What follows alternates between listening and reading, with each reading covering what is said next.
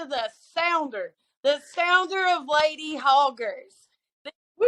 first podcast. I'm Molly of the Copper Penny Farm.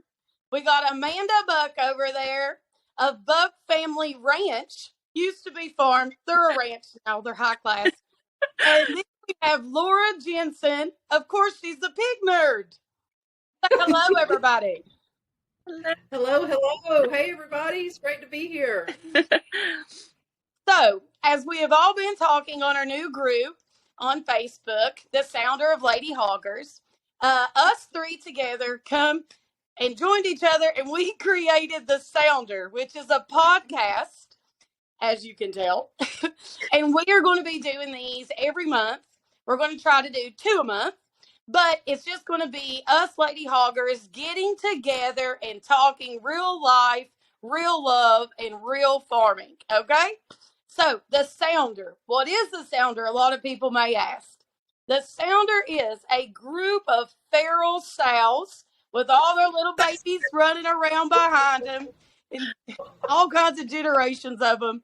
And they are the main portion, the communicative, the loudest ones out in the wild. So, feral lives, feral lives and feral women. Here we are. Us, 2 and 3. I love it. Yeah. All right. So, for some of us know everybody, some of us don't really know anybody. Y'all may not know us. So, we're going to do a little bit of an introduction. So, I will start off. So, my name is Molly, of course, and I'm of the Copper Penny Farm. Mostly everybody calls me Mollie B, and that's because of my middle name, which is Brianna.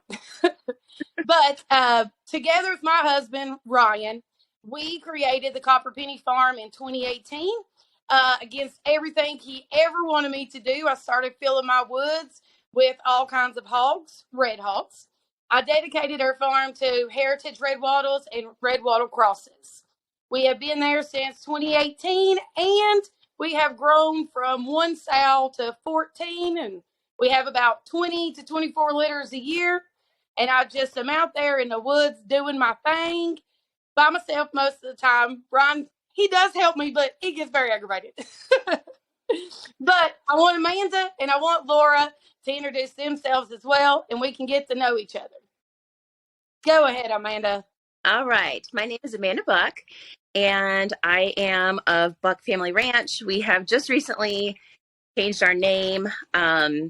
We went through a big relocation this fall and moved from eastern North Carolina to southeastern Idaho.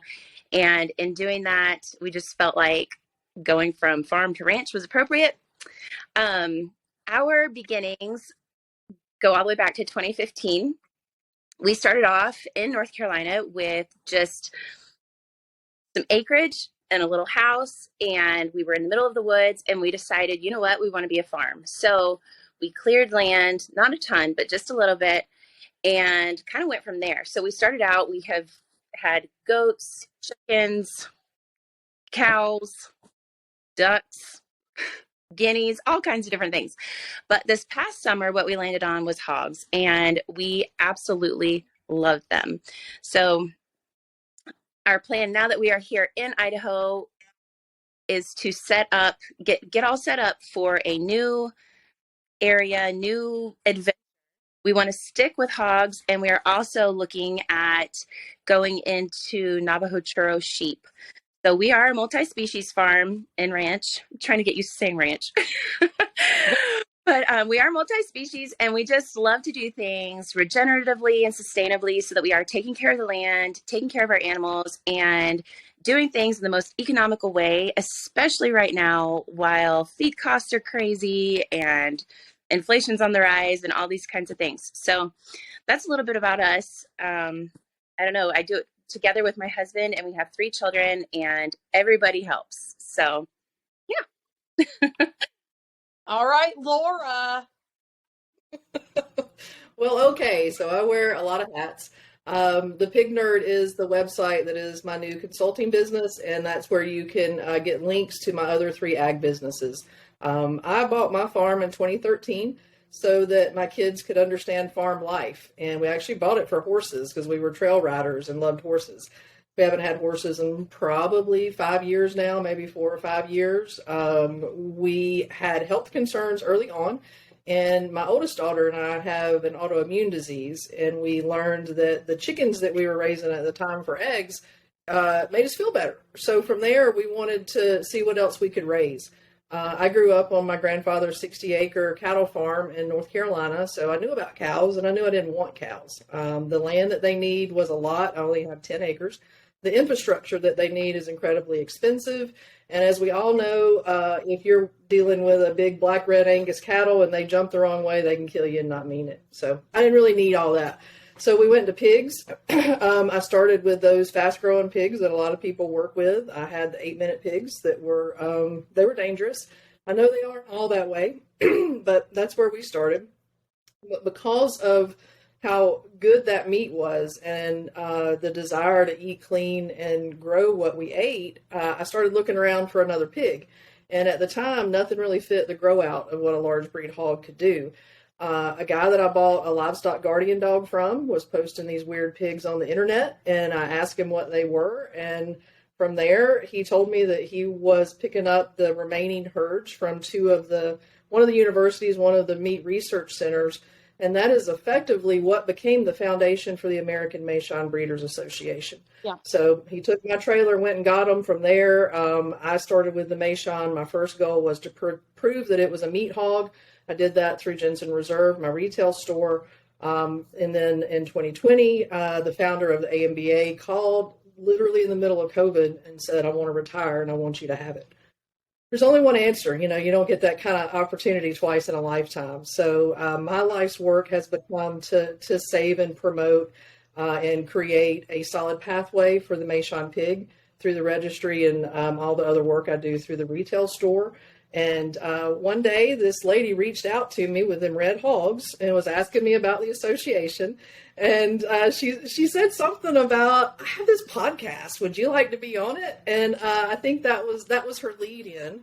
That was 6-8 months ago, I think.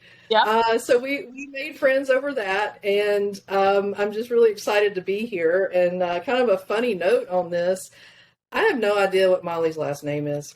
But here I am because I just think, and I had to do this. I had to be a part of this because it's so much bigger than just the Meishan. This community is so needed for women in ag. Yeah. So I don't know if you want to share your last name, but I have no idea.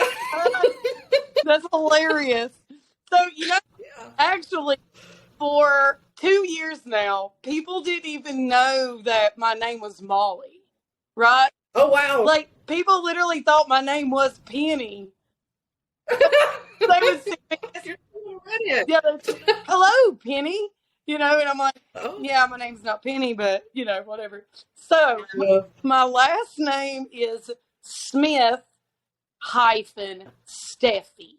Steffey. Would have never guessed. Okay. Well, there it is. Yeah. I didn't want that last name, but, it took. Yeah.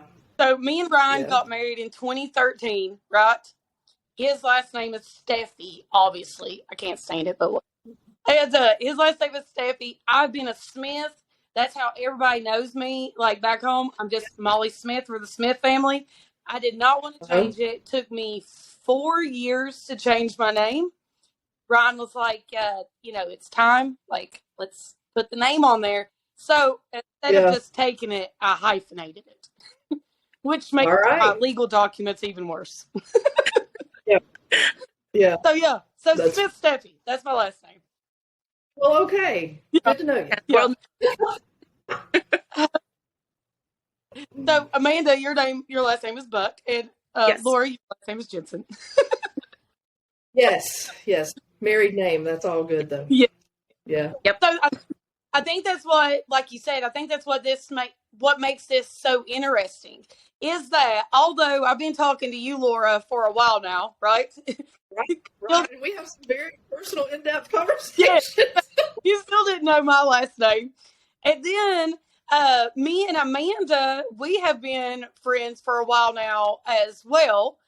Did you know my last name? I did know your last name, but I had to Google it. I didn't Google it. Red Wattle Hog Association page. So that's how I. Okay. Oh yes, it's hilarious. So yeah, but I think that's what my phone's about. There we go. I think that's what makes it so interesting, though, is that although we know each other, we just know each other through pigs. Really? Yeah, right. Yes. For the love of the hogs, here we are. Yeah, for the love of the hog. So and that's the reason I like on the Facebook page, the Sounder Lady Hoggers. I like that people started doing introductions of themselves. Because because we didn't even have that plan. Everybody just jumped in. It was amazing. I never had it planned that everybody was going to start just introducing themselves, but I thought it was cool. Mm-hmm. Yeah, really neat too. Just like how much everybody's lives kind of cross over, like we overlap with the things that we are doing, and it's just been really cool to see how many women are really out there doing this and like doing amazing things, and secondly just how the pig world is. Like some people are full on, this is the breed I'm working with, and then other people are doing crosses to make things work for the climate that they live in, and all these different things. And I just think it's really neat to see the diversity, but yet at the same time how it all overlaps, and it's all and that's awesome.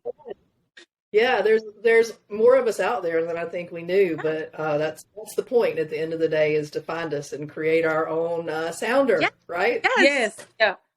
And, and I think that whenever, for a long time, I've used like Lady Hogger, or I've come up with all these things, and I knew I wanted it to be something, and I knew the people that I needed to be with me on this ride, I knew that they would come to me, like I would feel it in my soul.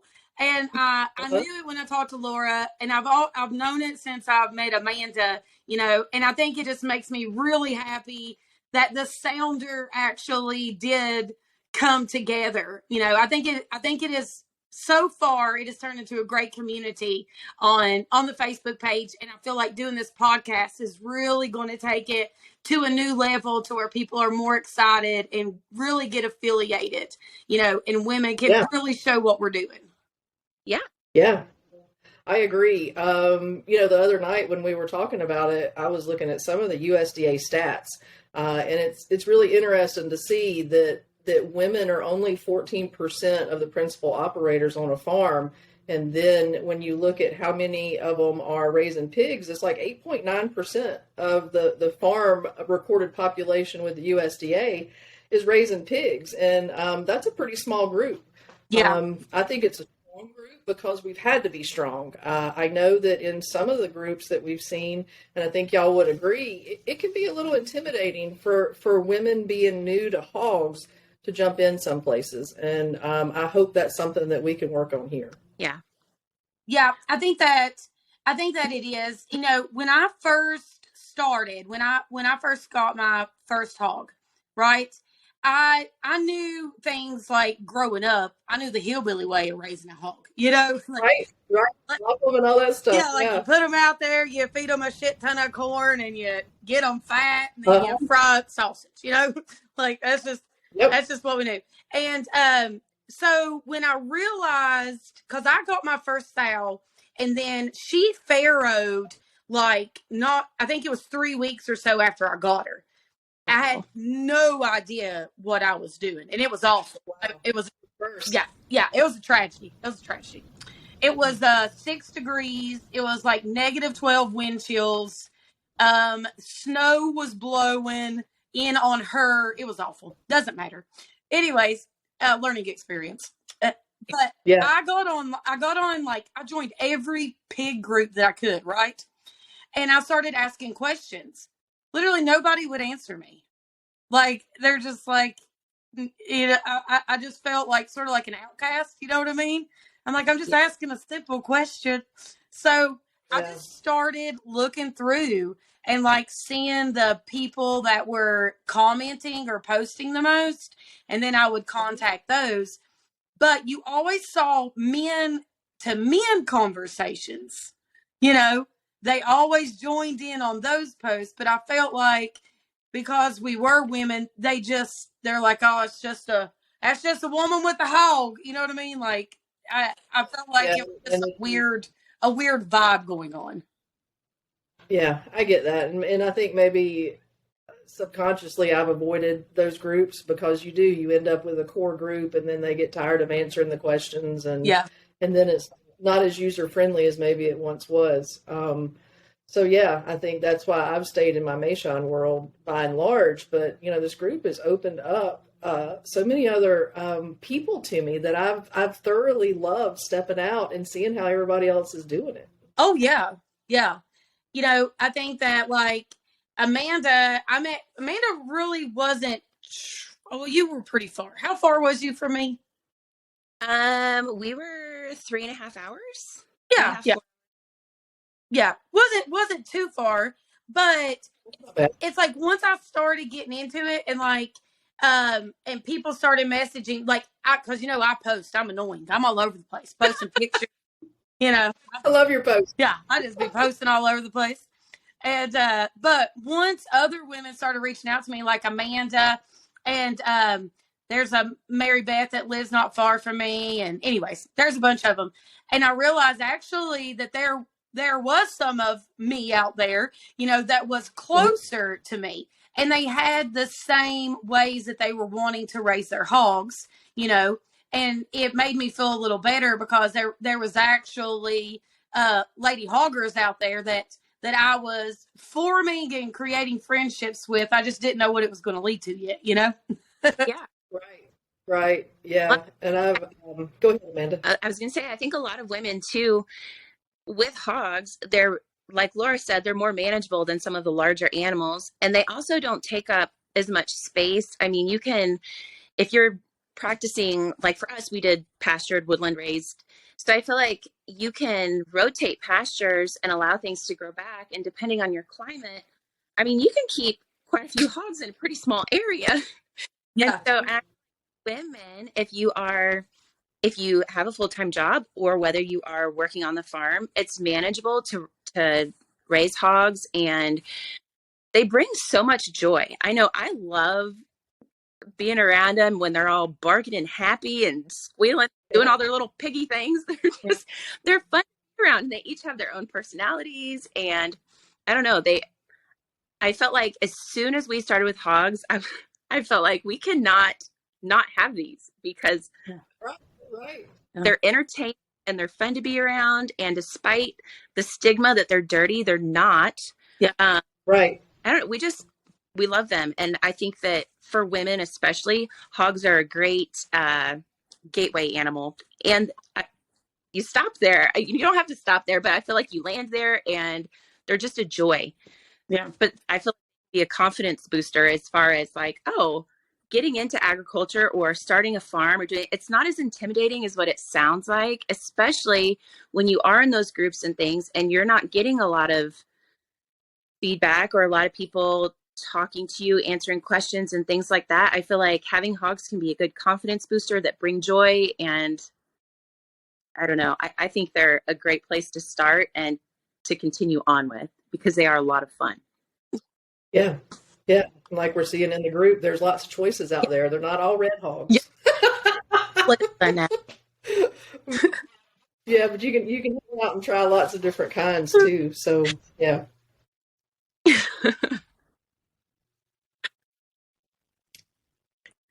Okay. Little technical error there. I think when you get a call that it cuts my recorder off. Oh, it did. Yeah. Yeah. Yeah. But so yeah, back to the red hogs. So most people know I growing up, right? My dad did say, he's like, if the hog ain't red, then it ain't a hog, right? So growing up, that's all I ever knew. Like I knew that there was like some white hogs out there, but that's about all I knew. It was Duroc and Duroc Hampshires. That was it, and I didn't even know what a Hampshire looked like. I just knew what a Duroc Hampshire looked like, But I will say, when I started looking into heritage breeds, right? And I went through them all. I knew I wanted a red hog, and that's the reason I, dedicated to the red wattle.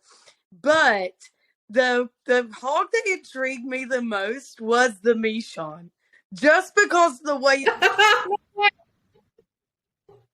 it looked. And I think that the Michon, because of the way that they look, that is their most appealing and their best sell factor.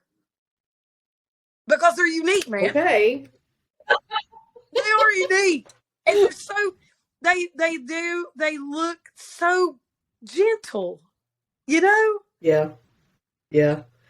Yeah, they are. They still bark and do things other pigs do, and I think that can sometimes intimidate people new to hogs, especially women. Yeah. But I have all my fingers, and other breeds that we had, that wasn't the case. I don't know red wattle, so I'm not insinuating that your hogs that's the contrast by any means. But they're wild as hell.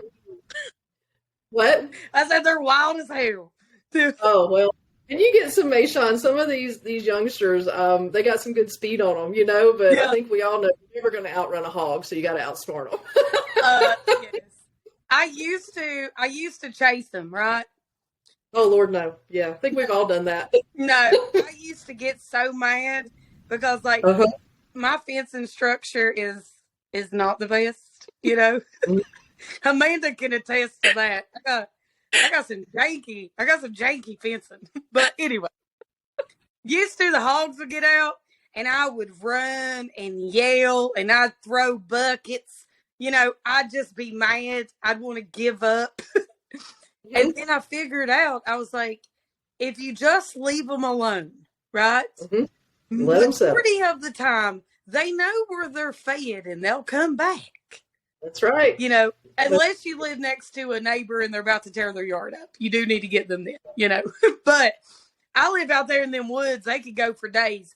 But most of the time they do come back. I don't chase them no more. I'm too fat and I smoke too many cigarettes to be chasing that damn pig around. Just can't do it.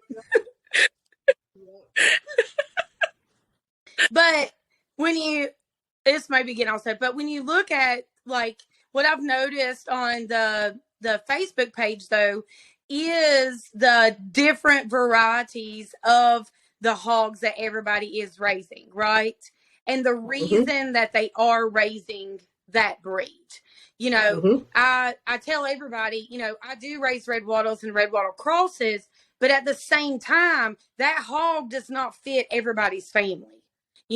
Right. And doesn't fit their purpose. Just like the Michon doesn't fit everybody's purpose, and right. Amanda had Duroc Berkshires, didn't you? And she had Wanda the red wattle.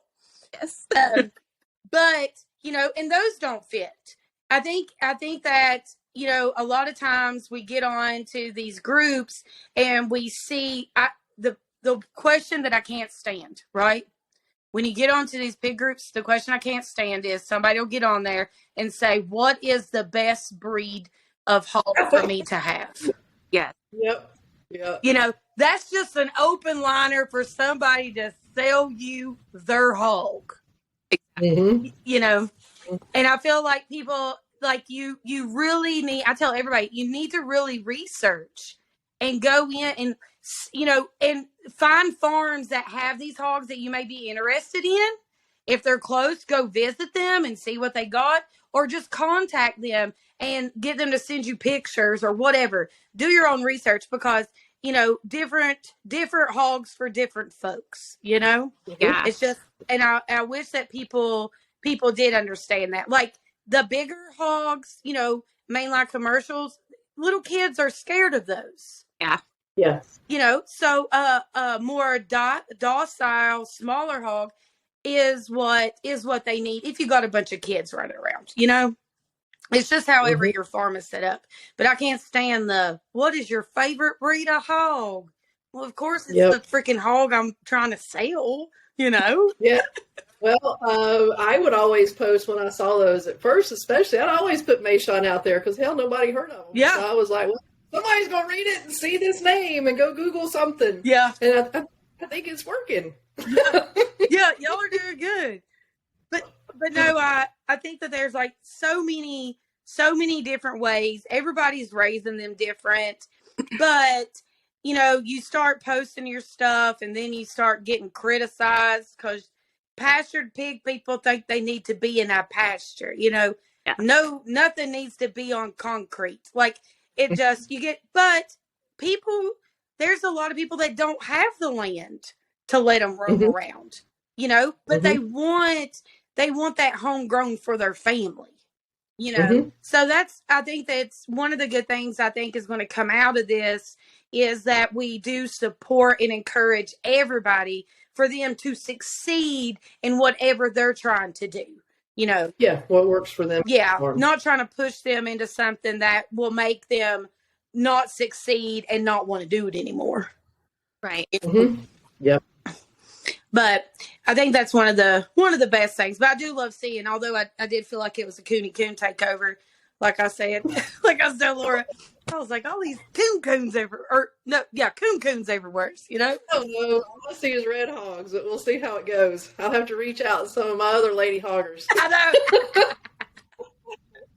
So with, you know, talking about that with I don't know if it's coon or cooney. I've heard it both ways, but yeah, I feel like this is a very popular breed of choice for small farms and homesteaders. I don't know a whole lot about them because they didn't really fit with what we were trying to do with ours. We felt like the grow out was a little longer than what we wanted to have. Yeah. Do you think, I'm sure it does, but do you think that, and I'm not attacking just coonies here, I'm not attacking them at all, but do you feel like there are definite trends within the hog world? Like the coonies are kind of like a trend right now because they do fit with a lot of people's farms and what they're trying to do? Yeah. I do. Yeah. Because, well, and it goes back even, 5 years ago when we were going through our hog situation. To me, that seemed to be the in hog. Yep. And especially if you weren't a pig farmer and you just wanted some pigs, you know, to look cute and pretty out on your pasture, that coons are where you went. And the meat yield at that time was 18 months for, I think, 90-ish pounds. Yeah. So that, like you, Amanda, that took me out because I needed more meat just for my family and for a grow out. Yeah. Yeah, so I definitely think so, and if I'm just going to be bold and say it, and yeah, I hope the Maison hits that status too. Yeah, I mean, it draws awareness, it brings growth and stability to the breed. Yeah, it does, and you know, because you can look, it's not just you got coon, you got IPPs, right? Yeah, I feel like the guinea hog. Yeah, you have all these smaller. And they're a lard hog, you know, for like the AGHs are more of a lardy hog, just like the Mangalese is, you know, but they all take so long. Yeah. They all take so long to grow out. But I also think that goes back to, you know, what you're trying to do and goes back to the homesteading thing. Yeah. They're smaller. Yeah. They're smaller farms. They're smaller family farms who are just trying to feed themselves. You know, right? Yeah. So I think there's huge value in the kitchen table breakdown. Yeah. You know, so if you want to go out there and put some meat in your freezer, it fits on your kitchen table. I mean, most of us don't have a 5-foot cut table in their butcher shop that they can, you know, put the hog on. Let's face it. Yeah. So yeah, homesteading I think is huge, and I think a lot of these breeds can really fit that bill too, depending on what age you want to run them. Yeah. I do too. But I do find it very interesting to see the different breeds that women are posting on there that they are raising. You know, there's a whole mixture of everybody's in there, you know? Yeah. It's a big mixing pot. Yeah. Yep. We got, I feel like, go ahead. One thing I noticed also is I feel like a lot of the women in there are posting breeds that are heritage breeds. And I think that's exciting, or heritage breed crosses. And I think that's important, especially if you are raising them on your farm and you're not doing, you know, commercial type, you know, hog raising. Yeah. It's great to see that people are embracing heritage breeds just for their durability and their hardiness. Excuse me. parasite resistance and all those kinds of things. I think it's great. People are kind of turning to heritage breeds to achieve their goals on farms or homesteads. Yeah. Yeah, I do too. I think it is a good thing. But then also, you know, there is a few women in there that do the commercial style raising of hogs. You know, yeah. There's one girl that I'm friends with. She's more down south, and she does more of a commercial style raising them. She's raising them in barns on concrete, but in commercial, you know. But she has beautiful hogs, and she's doing great. She's doing great things, you know. And it's her family tradition. Her great granddaddy or whatever started it, and she's now doing it herself. Oh, that's down in Florida. Yeah. Yep. And I think it is great. And then I was also contacted by another one that's on the group today, and I didn't realize it until she told me she was the only one that posted a show pig. I noticed that the Hampton. Yeah. Lorelai's amazing. She's been a great wealth of knowledge for the work we've done in the Mayshine. Yeah. That's funny. I didn't think about it. I guess a lot of them to me look like a show pig, but I don't know what I'm looking at. Not on that. Yeah. I was talking to her this morning, and she was like, "I'm the only one out of the how many we got? Like almost 200 members, I think now. Woo! Yeah, 200. Yeah. So she was the only one, and I was like, I didn't realize it, but I think it's fantastic. Yeah. Well, but definitely. So, are you all glad that you finally got to meet? Yes. Like, actually see each other. Yeah, we've got a bazillion Facebook messages back and forth, the three of us, and yeah, I mean, what a great day. We've all met for the first time. Yeah. Really. This is it, and we know Mollie's last name. It's a good day. I could not believe that you haven't asked me what my freaking name was until now. Oh, I figured it'd be a fun topic. Why not lob it out there and see what happens?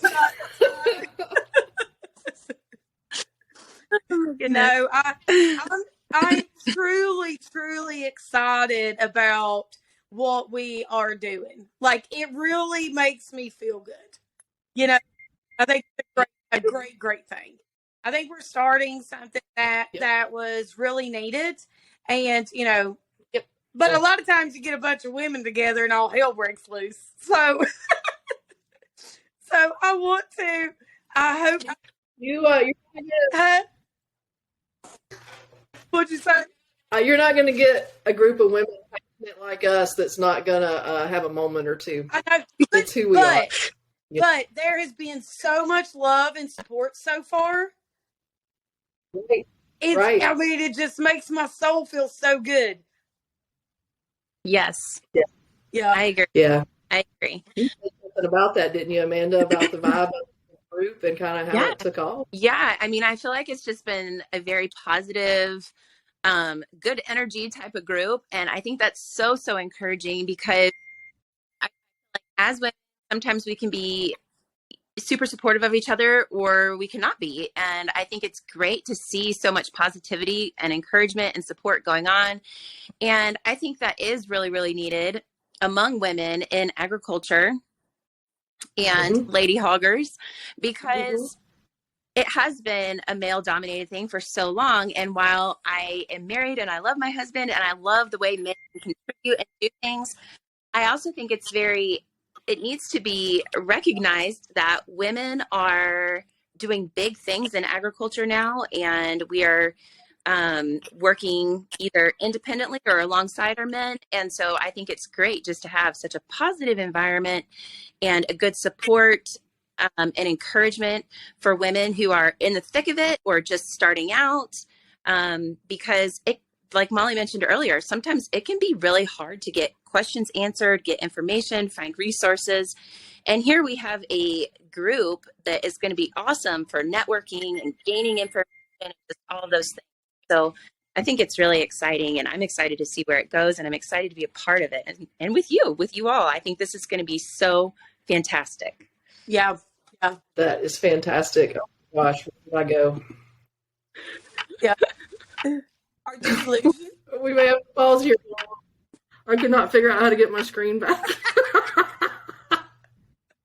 Shit. What is? Aha! There we are. So you'll want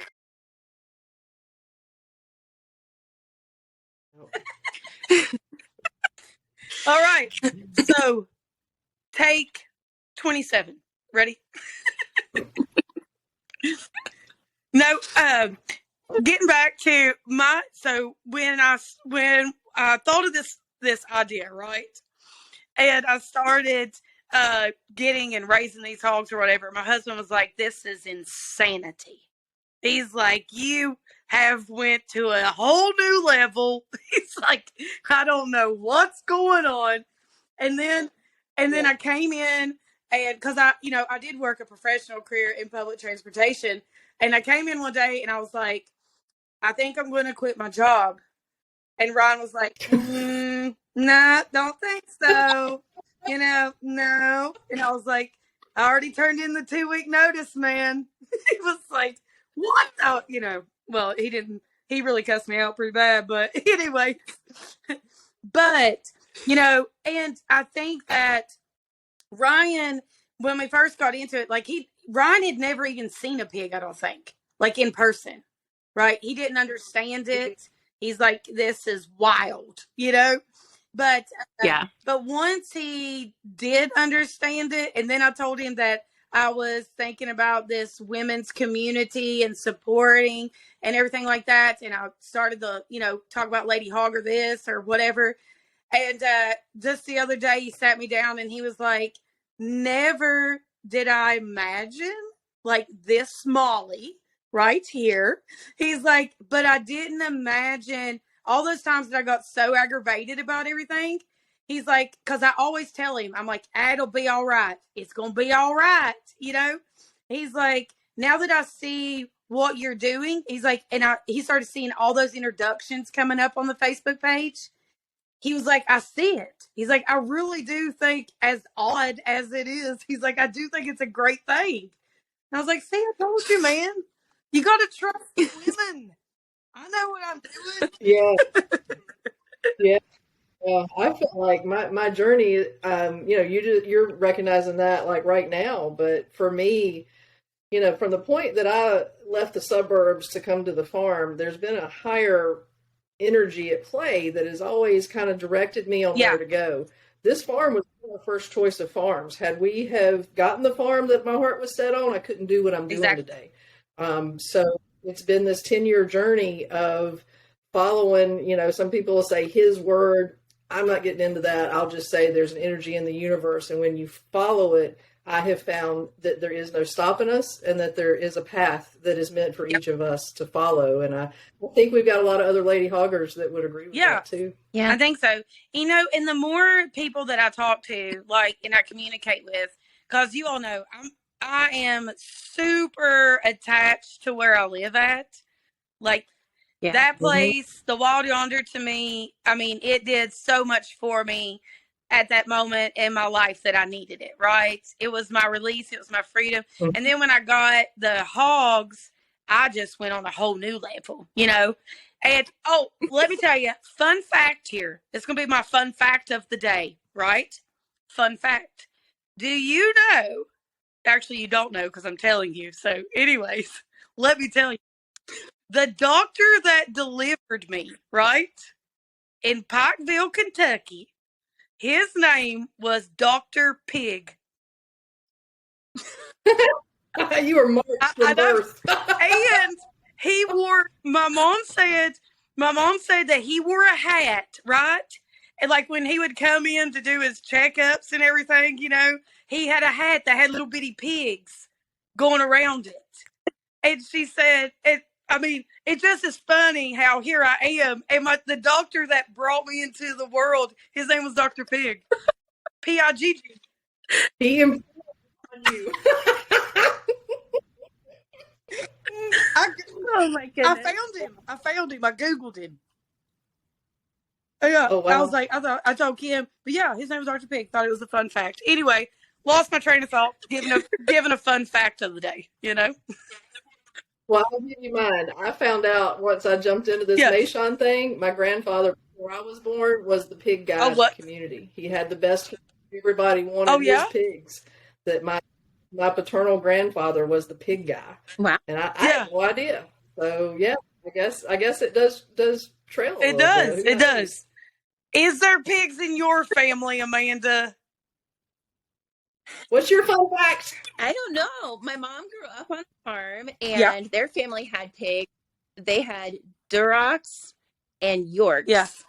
My family, both of my parents are originally from Indiana, so I feel like they're kind of part of that Corn Belt type Midwestern area where they had those. But I mean, my mom, I didn't grow up on a farm or anything like that, so I don't know. I don't know how I got onto pigs, but I really think what it was is the majority of our land was all wooded, and we were having to lease pasture for cows, and just felt like, what can we do here? What can we do here? And I started listening to another podcast and found Mollie. And as soon as I listened to her podcast, I had already been looking at heritage breeds and was convinced I wanted to go with red wattles. And when I heard that podcast, I was just like, that's my girl. That's what I'm going with. If she can do it, I can do it. Anybody can do it. There you go.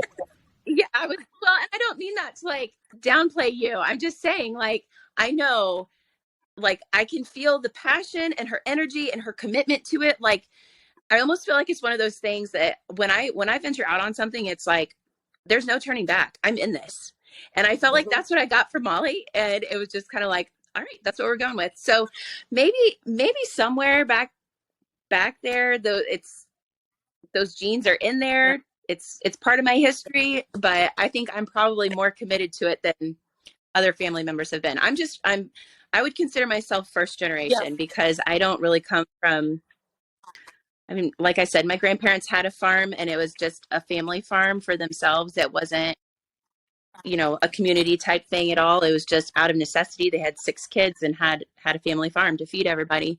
So outside from that, I feel like it's just a first generation thing. And I found pigs, and that's my thing. I gotta get a cup of water to wet my whistle. What's your Wet my whistle? Yes. No. So tell us a fun fact about you, Amanda. Fun fact of the day. About me? Fun fact of the day. All right. Fun fact of the day. I have been nicknamed Grace throughout periods of my life. Various people have told me that my nickname should be Grace because I have a knack for being the least graceful person you will ever meet. The things I do are not graceful, and I can admit that. So there you go. Okay. So no, I think this went really well. I was really nervous about how we were going to record on the first time. Yeah. I didn't even have to bring out my swear. Well, I may have to put like 2 quarters in my swear jar, I think, maybe. Yeah, based on our other conversations. I know. I was so proud of me. Well, you're talking about the podcast. Amanda talked about the podcast I was on. So when I told Kim, my mom, right, that I was going to be on a podcast, she was like, Mollie, now you cannot. She's like, I will be praying for you that you don't be saying this. So anyways, she was so serious about it too, right? So whenever I was on the podcast, he told me, he was like, you can't say cuss words, blah, blah, blah, right? So I was like, okay. And then I noticed, though, if I don't say cuss words, I tend to say yes a lot. I tend, like, my hands start moving even faster, or I tend to just ramble on with nonsense. It makes, like, totally no sense, But I can do it. You did pretty good. Yeah. My kids could. It was good. Yes. No, I think I'm so excited though. I think that, us just getting on here for the first time and this being the first episode and just really being ourselves and explaining who we are, meeting each other, the way that we have. I think it's a good way to start it off. I really do. And as we go along, you know, and we get a little more following here and there, you know, and we add the things. I think that it's great things for women in this area, but women in agriculture, you know, or anybody that even wants to just sit at home and listen to us. Yeah. Yep. Yep. Where, Amanda, I know you said you're in Idaho. I don't think I said. I'm in Georgia. I am 42 miles east of Atlanta. And then, Molly, you're Virginia Yes, right now? I am in Austinville, Virginia, honey. That sounds country. Austinville, Virginia. Yes. Of course, I'm in Loganville. I'm Yes. in Loganville, Georgia. Right Yeah, nearby. Bethlehem. Austinville. So, like, we had no idea this place even existed, right? Nothing. We searched for a home for 3 years. And, I mean, we didn't have no money. We was just living on dreams and a prayer, you know? And I went to oldest listings on Realtor, okay? And I found this place. And I went down, I got there, and I drove down it drops off, right? You go on the main road, and then it just drops off onto the gravel road. Soon as I hit the bottom of it, I said, "This is it, boys. This is it." And that was it, man. I moved down there. Now it's part of your history. It's part of your story. Where would you be? It used to be a hog farm. Yeah. No way. Yeah, it used to be a hog farm. JB, so the people that lived there, they owned it for 30-some years, right? And they used to run market hogs through there. So they would run around 100, but they did everything themselves. They had the butcher station, everything down there, and they would sell sell wholes and halves. So people would drive down there and line up. I mean, it's a one-way road, right? So people would drive and line up, and they would go down, pick out which hog they wanted.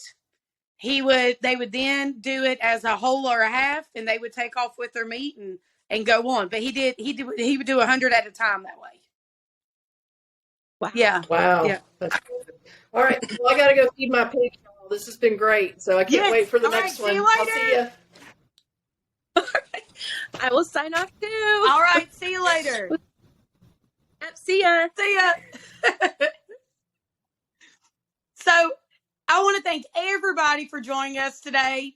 It has been so much fun getting to talk with Amanda and talking with Laura and just expressing what we're trying to do out here. Just a little bit of talk here and there, telling stories. And that's what I really want this to be about. I want us to all to come together as a community. I want us to all support each other. So thank you for joining in on the Sounder, and we'll see you next time. Happy Hog Days. Okay. So should I No, you're fine. Okay, is she coming back? No, did she really think we were going?